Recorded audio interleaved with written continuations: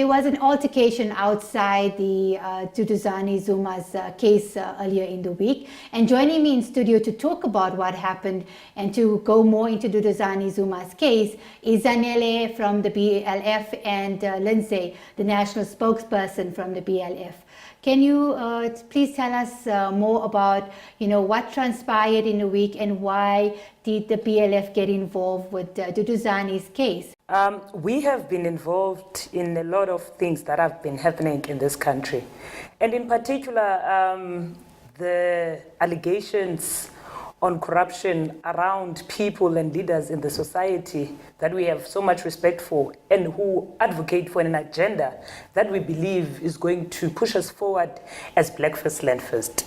In particular, we have had a long-running program as Black First, Land First. We have termed it Hands Off President Zuma, Economic Liberation Now.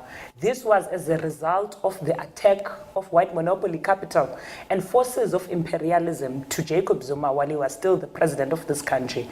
In particular, because he was pushing an agenda that was willing to break ties with the West and establish relationships such as the BRICS so that we can have an alternative as the Black oppressed people in this country.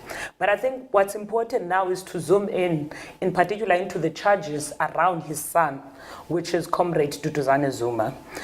Duduzane Zuma was out of the country for some time. He had to come back a week ago to the country to bury his younger brother.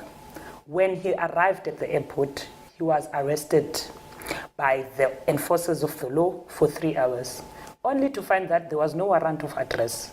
So this was a clear signal to us as Black First, Land First that the judiciary and organs of the state using the media have a well-coordinated campaign to humiliate him, to strip him of his dignity, and to already create a perception that is biased against this man around the cases that he's going to face.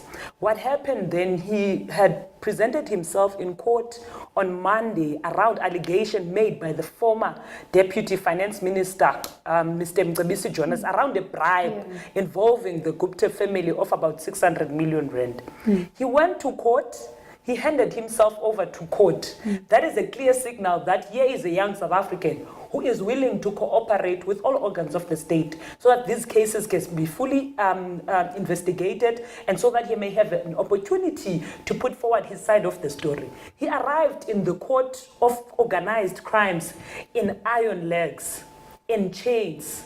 And for us, that was another signal that there is a well-coordinated campaign by the state using the judiciary and white mainstream media in this country to already create a picture to the greater society that this is that is a person that has a tainted reputation. This is someone that should not be trusted and therefore is already guilty. Now, recently he had appeared in Randburg court, and this is as a result of a car accident that happened in year 2014. It's termed as a culpable homicide where a lady called Pumzile Adube lost her life. Yes. We were there in court in solidarity as Black First, Land First, and we have already released a statement as a movement to say, given all these examples that I've gave you now around the treatment of Duduzane Zuma is not going to get a fair trial in this country because the processes of the judiciary have already been contaminated by people in the state using the cases to settle political scores. But the main reason we were there, this case has resurfaced as a result of a direct involvement by an organization, an extremist organization, racist organization called Afriforum that claims to seek justice for the Dube family. Now, you would know that in a country such as South Africa, there are many atrocities around the livelihood of Black people, where the white settler minority are instigators and are the perpetrators, where our people die, where our people are brutalized. Not a single case the Afriforum has taken up to speak on behalf of Black victims, but because this case around the car accident involves the son of the president, they are stepping in, claiming that they are representing the interest of another Black family, while we know very very well that this is a way to settle again political scores, to humiliate the president through his son. They could not get to the president while he was still the president of the country. The president has retired now, but they are going all out again in wanting to humiliate his son so that they can humiliate the Zuma family in totality. We are against that. So this whole decision, was it decided between PLF and Duduzane with regard to this mediation that you're talking about? No, we have no formal relationship with Duduzane whatsoever. Okay. This is a process that we have deliberated upon as an organization to say that the judiciary of the country has been captured and has been used to settle political scores. How about we propose to society an alternative dispute resolution process where we are going to have an external mediator that is going to figure out a process to bring the two families together. If reparations have to be paid for the lives that have been lost, so be it.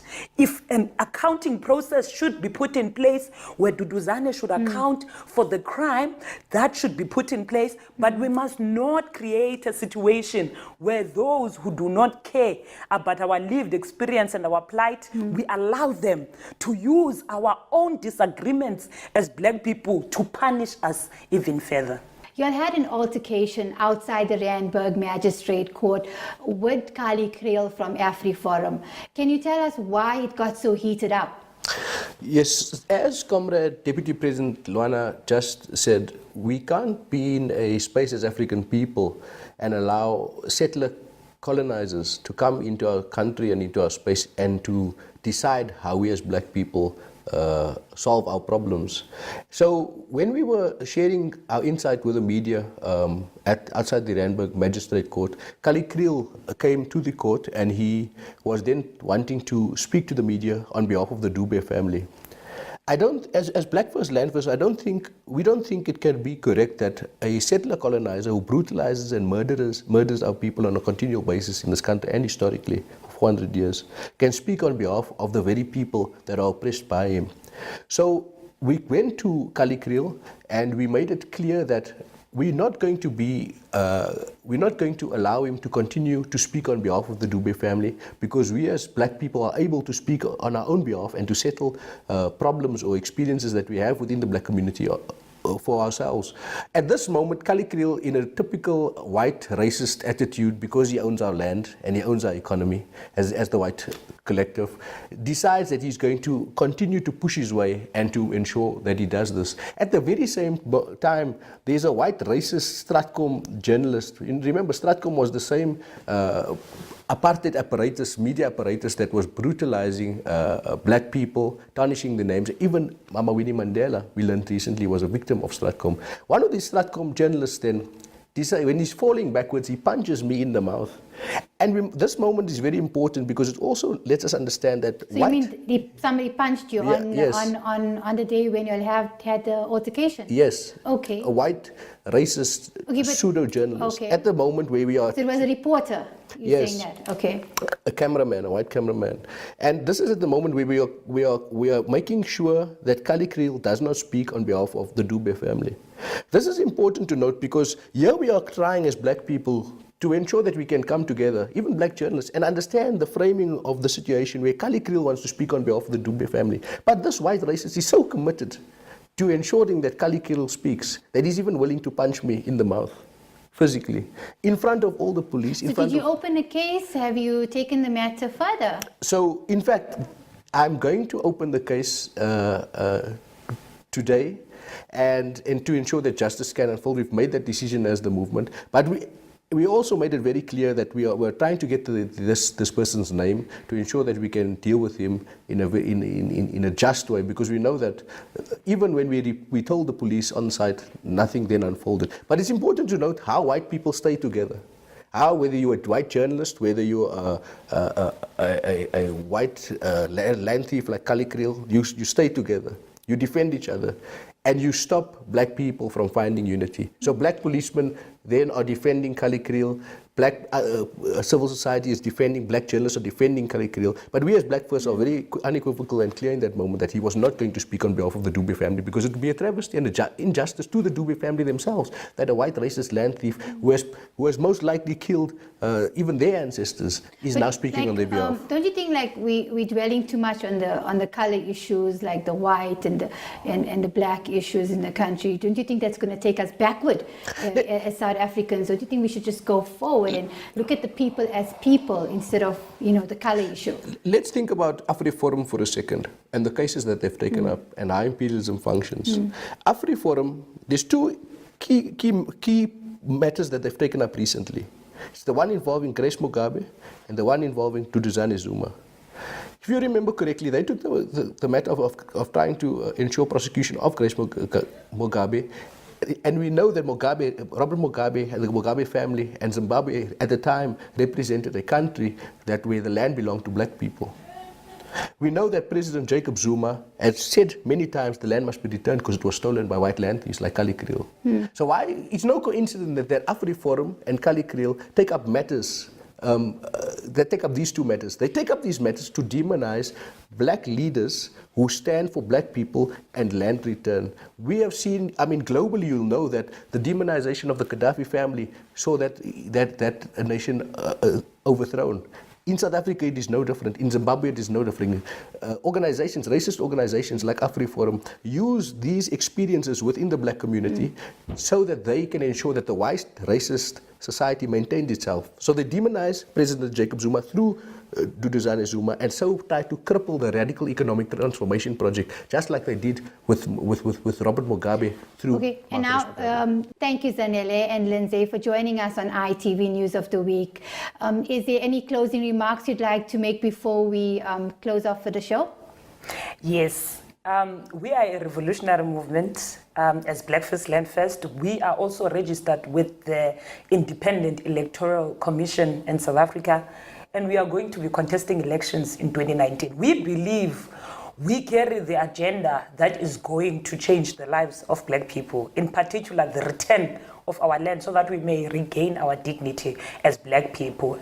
And I think in addition to that, we stand for radical economic transformation.